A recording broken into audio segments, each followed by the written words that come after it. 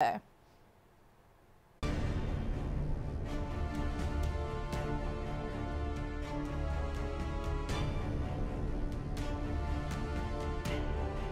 Police, ಮಗಳು ಕಳ್ಳಿ, ರಣ್ಯಾ ಚಿನ್ನದ ರಹಸ್ಯ. ಬಂಗಾರದ ಬಿಸ್ಕತ್, ಒಂದೊಂದು ಬಿಸ್ಕತ್ ಕೂಡ ಒಂದೊಂದು ಕೆಜಿ ಇದೆ.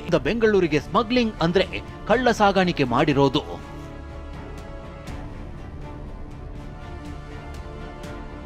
ಮುಖಕ್ಕೆ ಮಾಸ್ಕ್, ತಲೆಗೆ ಟೋಪಿ, ಮರ್ಯಾದೆ ಉಳಿಸಿಕೊಳ್ಳಲು ಹೀಗೆ ಮುಖ ಮುಚ್ಚಿಕೊಂಡು ಬರ್ತಿರೋ ಈಕೆ ಚಿನ್ನದ ಕಳ್ಳಿ ಚೆಲುವೆ ರಣ್ಯಾ ರಾವ್. ತನ್ನ ಚಂದದ ಮುಖ ತೋರಿಸಲೆಂದೇ ಸಿನಿಮಾದಲ್ಲಿ ಬಣ್ಣ ಹಚ್ಚಿದವಳ ನಿಜ ಬಣ್ಣ ಬಟ ಬಯಲಾಗಿದೆ. ಡಿಜಿಪಿ ರಾಮಚಂದ್ರ ರಾವ್ ಎರಡನೇ ಪತ್ನಿಯ ಮಗಳಾದ ರಣ್ಯಾ ದುಬೈನಿಂದ 14.2 ಕೆಜಿ ಚಿನ್ನವನ್ನ ಉಡುಪಿನಲ್ಲಿ ಇರಿಸಿಕೊಂಡು ಬಂದಿದ್ಲು.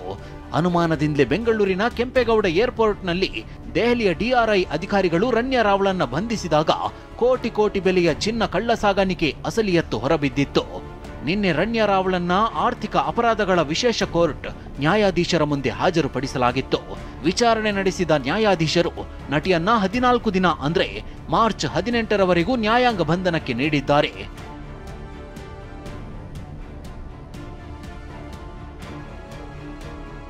ಚಿನ್ನ ನಗದು ಸೇರಿ ರಣ್ಯಾ ಬಳಿ ಸಿಕ್ಕಿದ್ದು 17 ಕೋಟಿ 29 ಲಕ್ಷ ರೂಪಾಯಿ. ನಟಿ ರಣ್ಯಾ ರಾವ್ ಬಂಧನದ ಬಳಿಕ ಬೆಂಗಳೂರಿನ ಲ್ಯಾವೆಲ್ಲಿ ರಸ್ತೆಯ ನಂದವಾಣಿ ಮ್ಯಾನ್ಷನ್ನ ಫ್ಲಾಟ್ ಪರಿಶೀಲನೆ ಮಾಡಲಾಗಿತ್ತು. 5ಕ್ಕೂ ಹೆಚ್ಚು ಅಧಿಕಾರಿಗಳು ಪರಿಶೀಲನೆ ನಡೆಸಿ 3 ದೊಡ್ಡ ಪೆಟ್ಟಿಗೆ ತೆಗೆದುಕೊಂಡು ಹೋಗಿದ್ರು. ಈ ಬಗ್ಗೆ ಡಿಆರ್ಐ ಮಾಧ್ಯಮ ಪ್ರಕಟಣೆ ಹೊರಡಿಸಿದೆ.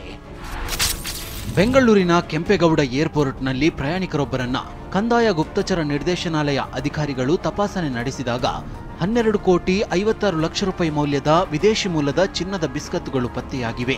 ಆಕೆ ಮಾರ್ಚ್ 3, 2025ರಂದು ದುಬೈನಿಂದ ಬೆಂಗಳೂರಿಗೆ ಎಮಿರೇಟ್ಸ್ ವಿಮಾನದಲ್ಲಿ ಆಗಮಿಸಿದ್ಲು. ಏರ್ಪೋರ್ಟ್ನಲ್ಲಿ ಚಿನ್ನ ಪತ್ತೆ ಬಳಿಕ ಡಿಆರ್ಐ ಅಧಿಕಾರಿಗಳು ಆಕೆ ತನ್ನ ಪತಿ ಜೊತೆ ವಾಸವಿರುವ ಬೆಂಗಳೂರಿನ ಲ್ಯಾವೆಲ್ಲೆ ರೋಡ್ನ ಮನೆಯಲ್ಲೂ ತಪಾಸಣೆ ನಡೆಸಿದ್ರು. ಶೋಧದ ವೇಳೆ 2 ಕೋಟಿ 6 ಲಕ್ಷ ರೂಪಾಯಿ ಮೌಲ್ಯದ ಚಿನ್ನಾಭರಣ ಹಾಗೂ 2 ಕೋಟಿ 67 ಲಕ್ಷ ರೂಪಾಯಿ ಮೌಲ್ಯದ ನಗದು ಪತ್ತೆಯಾಗಿದೆ. 1962ರ ಕಸ್ಟಮ್ಸ್ ಕಾಯ್ದೆಯ ಪ್ರಕಾರ ಪ್ರಯಾಣಿಕ ಮಹಿಳೆಯನ್ನ ಬಂಧಿಸಲಾಗಿದ್ದು ನ್ಯಾಯಾಂಗ ಬಂಧನಕ್ಕೆ ಒಪ್ಪಿಸಲಾಗಿದೆ. ಒಟ್ಟು ಜಪ್ತಿ ಮಾಡಿದ ವಸ್ತುಗಳ ಮೌಲ್ಯ 17 ಕೋಟಿ 29 ಲಕ್ಷ ರೂಪಾಯಿ ಆಗಿದ್ದು ಒಟ್ಟು 14.2 ಕೆಜಿಯಷ್ಟು ಭಾರೀ ಪ್ರಮಾಣದ ಚಿನ್ನವನ್ನ ಜಪ್ತಿ ಮಾಡಲಾಗಿದೆ.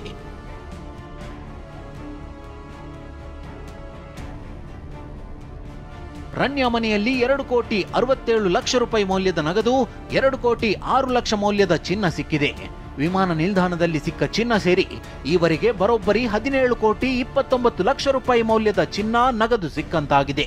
ಬೆಂಗಳೂರು ಅಂತಾರಾಷ್ಟ್ರೀಯ ವಿಮಾನ ನಿಲ್ದಾಣದ ಇತಿಹಾಸದಲ್ಲಿ ಇಷ್ಟೊಂದು ಚಿನ್ನ ಸಿಕ್ಕಿರೋದು ಈವರೆಗಿನ ದಾಖಲೆ.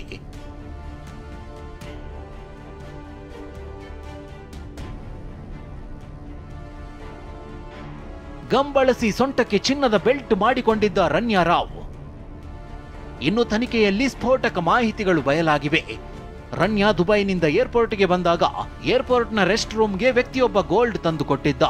ಆಗ ರಣ್ಯಾ ಗಮ್ ಮೂಲಕ ಗೋಲ್ಡ್ ಬಿಸ್ಕತ್ಗಳನ್ನ ಸೊಂಟಕ್ಕೆ ಬೆಲ್ಟ್ ರೀತಿ ಹಚ್ಚಿಕೊಂಡಿದ್ಲು. ಅಲ್ಲಿಂದ ನೇರವಾಗಿ ಫ್ಲೈಟ್ ಹತ್ತಿ ಬೆಂಗಳೂರಿಗೆ ಬಂದಿದ್ಲು. ಬೆಂಗಳೂರು ಏರ್ಪೋರ್ಟ್ಗೆ ಬರ್ತಿದ್ದಂತೆ ಡಿಜಿ ಮಗಳು ಅಂತ ಅಧಿಕಾರಿಗಳೇ ಮುತುವರ್ಜಿ ವಹಿಸಿ ಹೊರಗೆ ಕರೆದುಕೊಂಡು ಬರ್ತಿದ್ರು. ಡಿಜಿ ಮಗಳು ಎಂದು ಹೇಳಿ ತಪಾಸಣೆ ಮಾಡಿಸದೆ ರಣ್ಯಾ ಬರ್ತಿದ್ಲು. ಆದ್ರೆ ಮೊದಲೇ ಮಾಹಿತಿ ತಿಳಿದು ಆಕೆ ಬರುವುದನ್ನೇ ಕಾಯ್ತಿದ್ದ ದೆಹಲಿಯ ಅಧಿಕಾರಿಗಳು ಕೊನೆಯ ಗೇಟ್ನಲ್ಲಿ ತಪಾಸಣೆ ಮಾಡಿದ್ರು. ಆಗಲೇ ರಣ್ಯಾ ಚಿನ್ನ ಕಳ್ಳ ಸಾಗಾಣಿಕೆ ಸತ್ಯ ಹೊರಬಿದ್ದಿದೆ.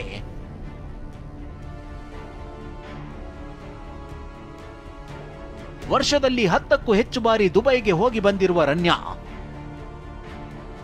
ಕಳೆದ 15 ದಿನಗಳಲ್ಲೇ 4 ಬಾರಿ ದುಬೈಗೆ ಪ್ರವಾಸ ಮಾಡಿರೋ ರಣ್ಯಾ ದುಬೈಗೆ ಹೋಗಿ ಬಂದಿದ್ದು ಇದೇ ಮೊದಲ ಬಾರಿಯಲ್ಲ. 1 ವರ್ಷದಲ್ಲಿ 10ಕ್ಕೂ ಹೆಚ್ಚು ಬಾರಿ ದುಬೈಗೆ ಹೋಗಿ ಬಂದಿದ್ದಾಳೆ. ಕಳೆದ 15 ದಿನಗಳಲ್ಲಿ 4 ಬಾರಿ ದುಬೈಗೆ ಹೋಗಿ ಬಂದಿದ್ದಾಳೆ. ಪ್ರತಿ ಬಾರಿ ದುಬೈನಿಂದ ಬಂದಾಗಲೂ ಈಕೆಯನ್ನ ಬೆಂಗಳೂರಿನ ಅಧಿಕಾರಿಗಳು ಪರಿಶೀಲನೆ ಮಾಡ್ತಿರಲಿಲ್ಲ ಎಂದು ತಿಳಿದು ಬಂದಿದೆ. ಇದರಿಂದ ಗೋಲ್ಡ್ ರಾಕೆಟ್ನಲ್ಲೂ ಶಾಮೀಲಾಗಿರುವ ಬಗ್ಗೆ ಅನುಮಾನಗಳಿವೆ. ಇನ್ನು ರಣ್ಯಾ ಬಳಿ ಕೋಟಿ ಕೋಟಿ ಹಣ ಸಿಕ್ಕಿರೋದ್ರಿಂದ ಜಾರಿ ನಿರ್ದೇಶನಾಲಯದ ಸಂಕಷ್ಟ ಎದುರಾಗುವ ಲಕ್ಷಣಗಳು ಕಾಣ್ತಿವೆ.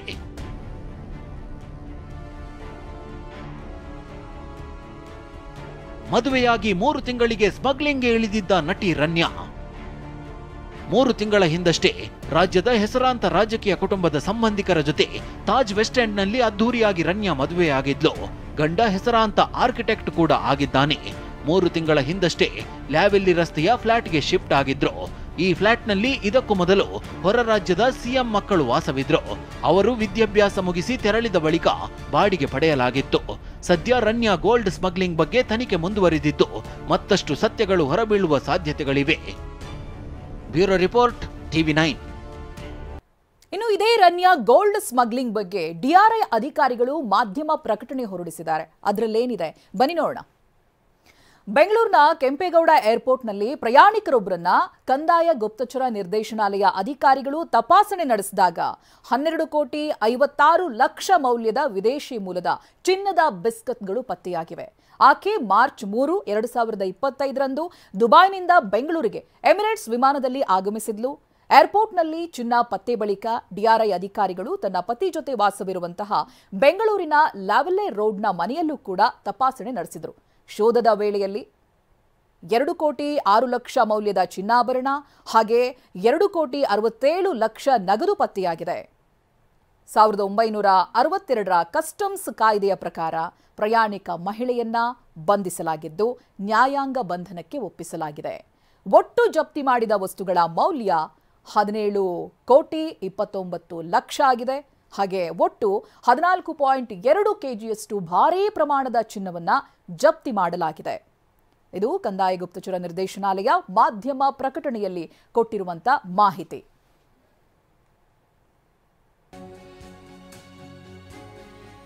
ಇನ್ನು ರನ್ಯಾ ಸ್ಮಗ್ಲಿಂಗ್ ಮಾಡ್ತಾ ಇದ್ದಿದ್ದು ಶುದ್ಧವಾದಂತ ಚಿನ್ನ.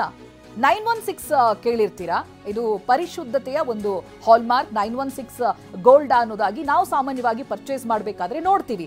ಆದ್ರೆ ಇದು 916ಗಿಂತಲೂ ಪರಿಶುದ್ಧವಾಗಿರೋದು 999 ಮಾರ್ಕ್ ಇರುವಂತ ಚಿನ್ನದ ಬಿಸ್ಕತ್ ಇದು ಅಂತ ಹೇಳಿದ್ರೆ ಅಲ್ಲಿ 99.90% ಶುದ್ಧತೆ ಇರುವಂತ 24 ಕ್ಯಾರೆಟ್ ಚಿನ್ನ ಇದು.